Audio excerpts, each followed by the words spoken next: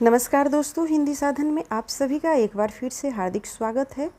आज के वीडियो में बीपीएससी शिक्षक भर्ती हिंदी भाषा के महत्वपूर्ण प्रश्नों को लेकर उपस्थित हुई हूँ।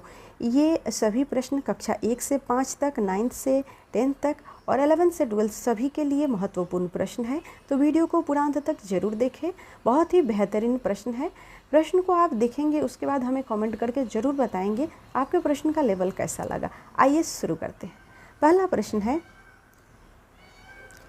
हिंदी किस भाषा परिवार की भाषा है? ऑप्शन है भरोपीय, द्रविड़, ऑस्ट्रिक, चीनी, तिब्बती। ऑप्शन पहला सही हो जाएगा, भरोपीय। अगला प्रश्न है, भारत में सर्वाधिक बोले जाने वाली भाषा कौन सी है?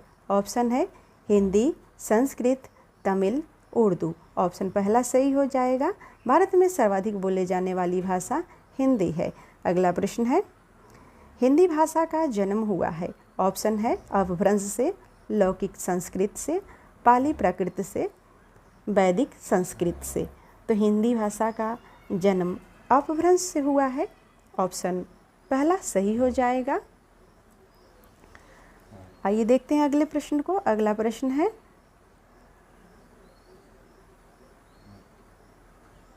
निम्नलिखित में से कौन सी बोली अथवा भाषा हिंदी के अंतर्गत नहीं आती है? ऑप्शन है कन्नौजी, बंगरू, अवधी, तेलुगु। ऑप्शन चौथा सही हो जाएगा, तेलुगु। यह जो भाषा है, ये जो बोली है वो हिंदी भाषा के अंतर्गत नहीं आती है। अगला प्रश्न है, हिंदी की विशिष्ट बोली ब्रज भाषा किस रूप में सबसे अधिक प्रसिद्ध है? ऑप्शन है राजभाषा, तकनीक भाषा, राष्ट्रभाषा, काव्य भाषा। ऑप्शन चौथा सही हो जाएगा, काव्य भाषा। हिंदी की विशिष्ट बोली ब्रजभाषा काव्य भाषा में सबसे अधिक प्रसिद्ध है। अगला प्रश्न है, भारतवर्ष में हिंदी को आप किस वर्ग में रखेंगे? ऑप्शन है राजभाषा, राष्ट्रभाषा, विभाषा, तकनीक भाषा। तो भारतवर्ष में हिंदी को ऑप्शन पहला सही हो जाएगा, राजभाषा के वर्ग में रखा जाता है। अगला प्रश्न है, ढूंढारू बोली है? ऑप्शन है पश्चिमी राजस्थान की, पूर्वी राजस्थान की, दक्षिणी राजस्थान की, उत्तरी राजस्थान की। ऑप्शन दूसरा सही हो जाएगा, ढूंढारू पूर्वी राजस्थान की ढूंढारी ये बोली है जो कि पूर्वी राजस्थान की बोली के अंतर्गत आती है। अगला प्रश्न है, ब्रज बोले नाम से जानी जाती है? ऑप्शन है पंजाबी, मराठी, गुजराती, पुरानी बंगला। ऑप्शन चौथा सही हो जाएगा, ब्रज बोली के नाम से पुरानी बंगला जानी जाती है। अगला प्रश्न है,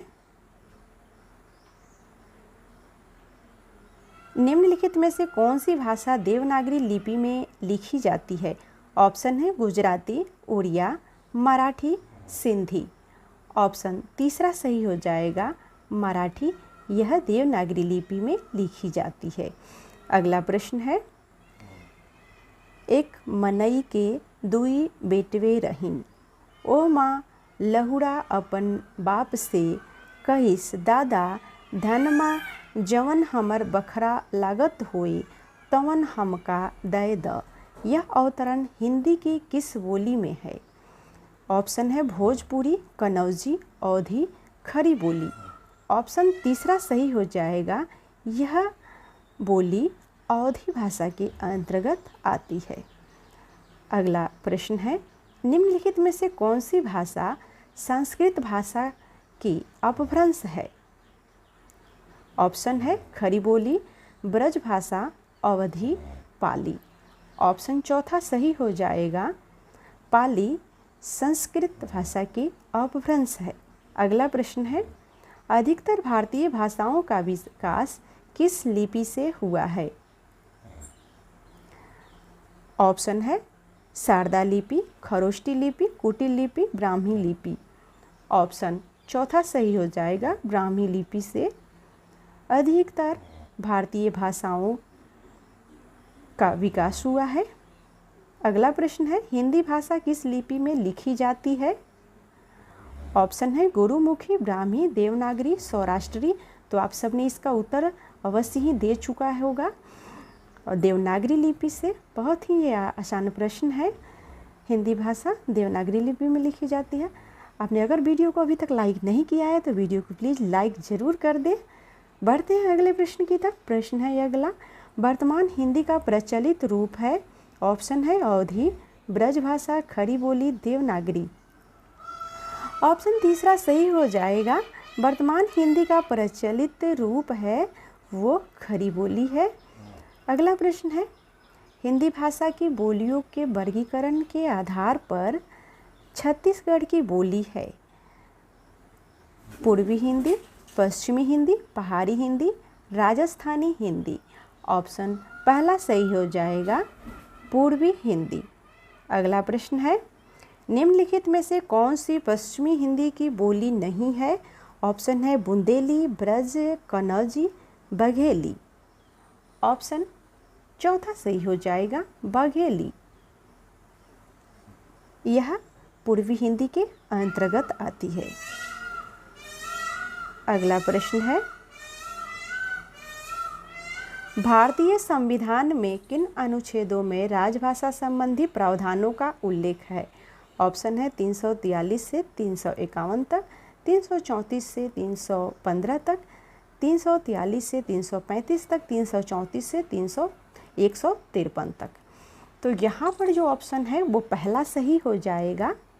भारतीय संविधान के 343 से 351 अनुच्छेद में राजभाषा संबंधी प्रावधानों का उल्लेख किया गया है। आइए अगले प्रश्न को देखते हैं। प्रश्न का लेवल आपको कैसा लग रहा है हमें कमेंट के माध्यम से ज़रूर बताइएगा। प्रश्न है अगला, दक्षिणी भारत हिंदी प्रचार सभा का मुख्यालय कहाँ पर स्थित है। ऑप्शन है हैदराबाद, बेंगलुरु, चेन्नई, मैसूर। ऑप्शन तीसरा सही हो जाएगा, दक्षिण भारत में हिंदी प्रचार सभा का मुख्यालय चेन्नई में स्थित है। ऑप्शन तीसरा सही हो जाएगा। आइए अगले प्रश्न को देखते हैं।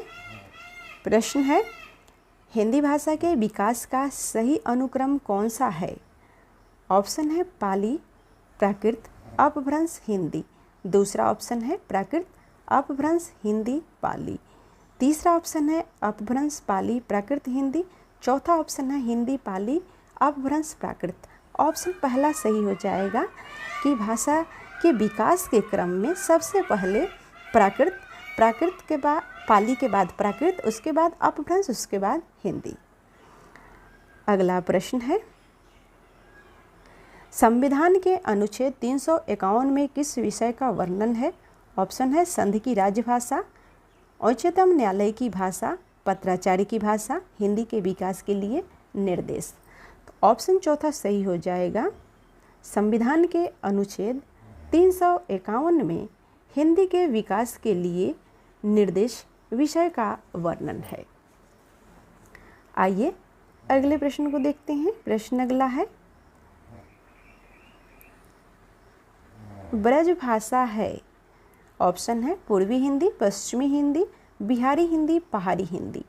तो आप भी उत्तर को देने की कोशिश कीजिए कि ब्रज भाषा क्या है। तो ये ब्रज भाषा पूर्वी हिंदी के अंतर्गत आता है। ऑप्शन पहला सही हो जाएगा। अगला प्रश्न है, मगही किस राज्य उपभाषा की बोली है। तो मगही ये किस उपभाषा की बोली है। ये बिहारी उपभाषा की बोली है। ऑप्शन चौथा सही हो जाएगा। अगला प्रश्न है, हिंदी खड़ी बोली किस अपभ्रंश से विकसित हुई है। ऑप्शन है मगधी, अर्धमगधी, सरसैनी, व्राचर। ऑप्शन तीसरा सही हो जाएगा। सरसैनी से हिंदी खड़ी बोली सरसैनी अपभ्रंश से विकसित हुई है। अगला प्रश्न है, भाषा के आधार पर भारतीय राज्यों की पुनः संरचना की गई थी। ऑप्शन है 1952 ईस्वी में, 1953 ईस्वी में, 1954 ईस्वी में, 1956 ईस्वी में। देखिए यहाँ पर जितने भी ईस्वी दिए गए हैं एकदम क्रम से दिए गए हैं, 52, 53, 54 और 56। तो यहाँ पर आपको बड़े ही सावधानी से उत्तर को देना होगा। इसका सही उत्तर हो जाएगा 1956 ईस्वी। ऑप्शन चौथा सही हो जाएगा। अगला प्रश्न है, भाषाई आधार पर सर्वप्रथम किस राज्य का गठन हुआ? ऑप्शन है पंजाब, जम्मू कश्मीर, राजस्थान, आंध्र प्रदेश। ऑप्शन चौथा सही हो जाएगा, भाषाई आधार पर सर्वप्रथम आंध्र प्रदेश राज्य का गठन हुआ। अगला प्रश्न है, बघेली बोली का संबंध किस उपभाषा से है? ऑप्शन है राजस्थानी, पूर्वी हिंदी, बिहारी, पश्चिमी हिंदी। ऑप्शन दूसरा सही हो जाएगा, पूर्वी हिंदी। आइए अगले प्रश्न को देखते हैं। प्रश्न अगला है, किस तिथि को हिंदी की राज्यभाषा बनाने का निर्णय लिया गया? ऑप्शन है 15 अगस्त 1947, 26 जनवरी 1950, 14 सितंबर 1949 ईस्वी, 14 सितंबर 1950 ईस्वी। तो किस तिथि को हिंदी को राजभाषा बनाने का निर्णय लिया गया था, यह आपको पता होनी चाहिए। ऑप्शन तीसरा है 14 सितंबर को, और इसी दिन 14 सितंबर को हिंदी दिवस भी मनाया जाता है। तो इसी दिन हिंदी को राजभाषा बनाने का निर्णय भी लिया गया और इसी दिन से हिंदी हमारी राज्यभाषा के रूप में है और हिंदी दिवस भी मनाया जाने लगा। अगला प्रश्न है,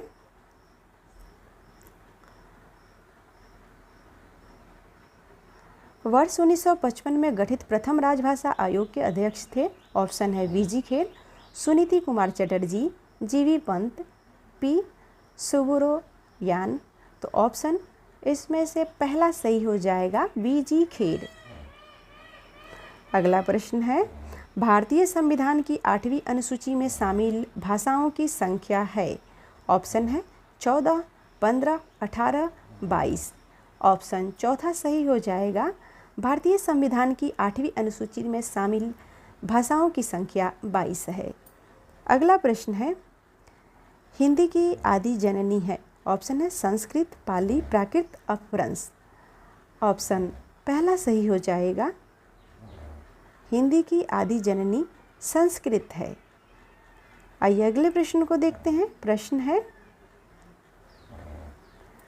11वां विश्व हिंदी सम्मेलन 2018 ईस्वी का आयोजन स्थल था।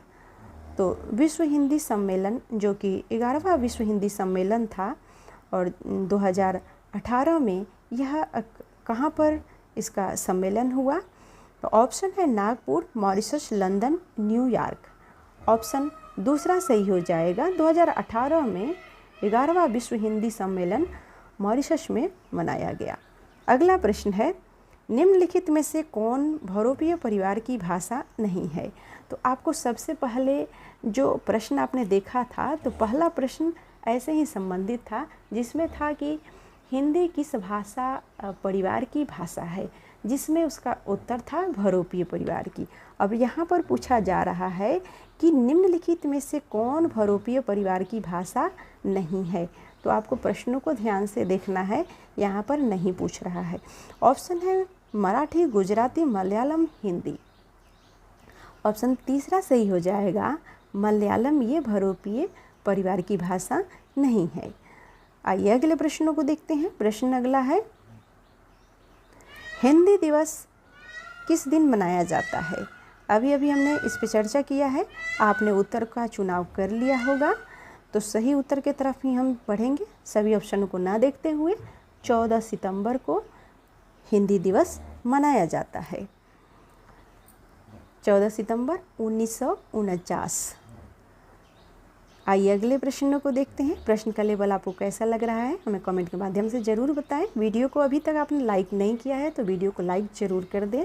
चैनल को सब्सक्राइब नहीं किया है तो प्लीज़ चैनल को सब्सक्राइब अवश्य ही कर ले। यहाँ पर आपको हिंदी विषय से संबंधित सभी विषयों की तैयारी कराई जाती है, सभी परीक्षाओं की तैयारी कराई जाती है। आइए प्रश्नों को देखते हैं। प्रश्न है, विकास की दृष्टि से प्राकृत की पूर्वकालीन अवस्था का नाम है? तो विकास की दृष्टि से प्राकृत के पूर्वकालीन अवस्था का नाम क्या है? यहाँ पर ऑप्शन में है पाली, संस्कृत, हिंदी, अवहट।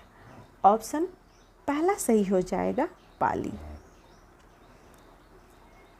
अगला प्रश्न है, पश्चिमी हिंदी की 2 बोलियों का सही युग्म है? तो यहाँ पर 2 बोलियों का युग्म दिया हुआ है चारों ऑप्शन में, जिसमें से आपको बताना है कि कौन सी बोली है जो कि पश्चिमी हिंदी के अंतर्गत आती है। तो आइए ऑप्शन को देखते हैं कौन कौन सा ऑप्शन है। कन्नौजी, अवधी, ब्रज, बघेली, छत्तीसगढ़ी, बंगरू, खड़ी बोली, बुंदेली। तो यहाँ पर जो सही उत्तर हो जाएगा वह ऑप्शन चौथा हो जाएगा, खड़ी बोली, बुंदेली।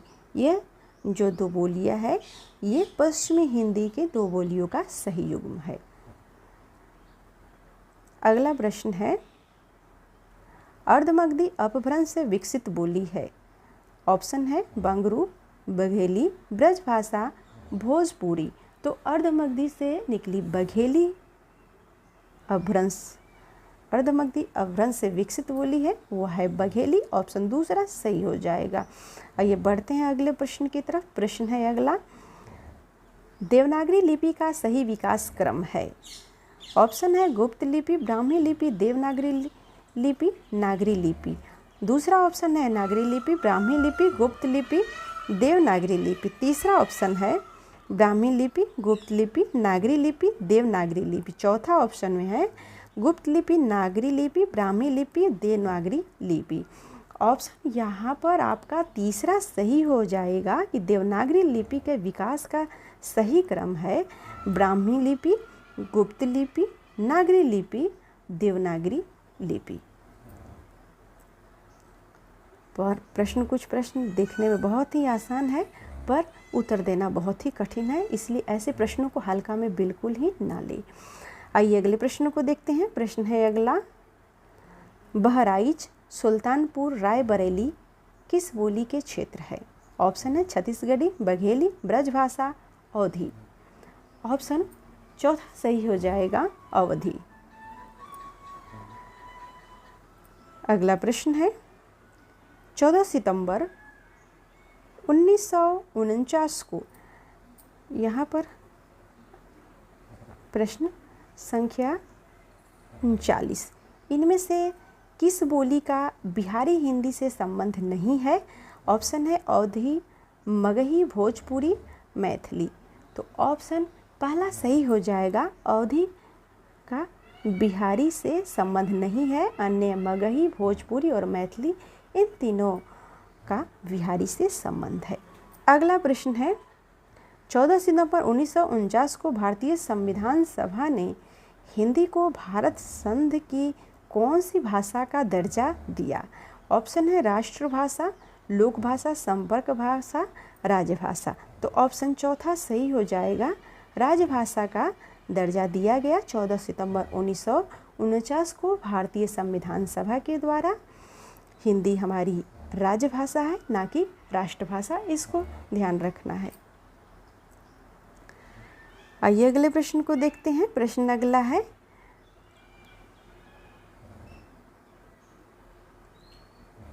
विभाषा किसे कहते हैं। ऑप्शन है खड़ी बोली हिंदी को, हिंदी क्षेत्र की प्रमुख बोलियों को, हिंदी क्षेत्र की शेष बोलियों को, एक छोटे से क्षेत्र में बोले जाने वाली भाषा को। तो ऑप्शन दूसरा सही हो जाएगा, हिंदी क्षेत्र की प्रमुख बोलियों को विभाषा कहते हैं। आइए अगला प्रश्न देखते हैं। अगला प्रश्न है, विश्व हिंदी दिवस किस दिन को मनाया जाता है। ऑप्शन है 10 जनवरी, 10 फरवरी, 14 सितंबर, 14 नवंबर। तो यहाँ पर आपका ऑप्शन दूसरा पहला सही हो जाएगा, 10 जनवरी को विश्व हिंदी दिवस मनाया जाता है। ध्यान रहे यहाँ पर विश्व हिंदी दिवस के बारे में पूछ रहा है, ना कि हिंदी दिवस। हिंदी दिवस हमारे भारत में 14 सितंबर को मनाया जाता है, लेकिन विश्व हिंदी दिवस 10 जनवरी को मनाया जाता है। तो यहाँ पर आपको कोई कन्फ्यूजन नहीं होना चाहिए। आइए अगले प्रश्न को देखते हैं। प्रश्न अगला है, ईसा अल्लाह खां द्वारा रचित रानी केतकी की कहानी का दूसरा नाम क्या है। ऑप्शन है राजा भोज का सपना, उदयभान चरित, सभा विलास, माधव विलास। ऑप्शन दूसरा सही हो जाएगा, ईसा अल्लाह खां के द्वारा रचित रानी केतकी की कहानी का दूसरा नाम है उदयभान चरित। अगला प्रश्न है, 1950 ईस्वी में संविधान लागू होने के समय देश की संवैधानिक भाषाओं की संख्या कितनी थी। तो यहाँ पर देश मिट गया है, थोड़ा सा ध्यान देंगे। देश की संवैधानिक भाषाओं की संख्या कितनी थी? ऑप्शन है 2, 14, 18, 22। ऑप्शन यहाँ पर आपका दूसरा सही हो जाएगा, 14। 1950 में संविधान सभा लागू होने के समय देश में संवैधानिक भाषाओं की संख्या 14 थी। आइए अगले प्रश्न को देखते हैं। प्रश्न अगला है, हिंदी पर सामाजिक संस्कृति के वहन का दायित्व संविधान के किस अनुच्छेद में निर्धारित है? यहाँ पर दायित्व में मात्रा ई की मात्रा जो है वह मिट गई है और संविधान यहाँ पर भी आप देख लेंगे। तो हिंदी का सामाजिक संस्कृति के वहन का दायित्व संविधान के किस अनुच्छेद में निर्धारित है? ऑप्शन है 343, 348, 349, 351। तो ऑप्शन चौथा सही हो जाएगा, 351। तो आज का यह वीडियो आपको कैसा लगा हमें कमेंट के माध्यम से ज़रूर बताएं। और वीडियो को अभी तक आपने लाइक नहीं किया है तो वीडियो को लाइक ज़रूर कर दें। चैनल को सब्सक्राइब नहीं किया है तो ज़रूर सब्सक्राइब कर लें।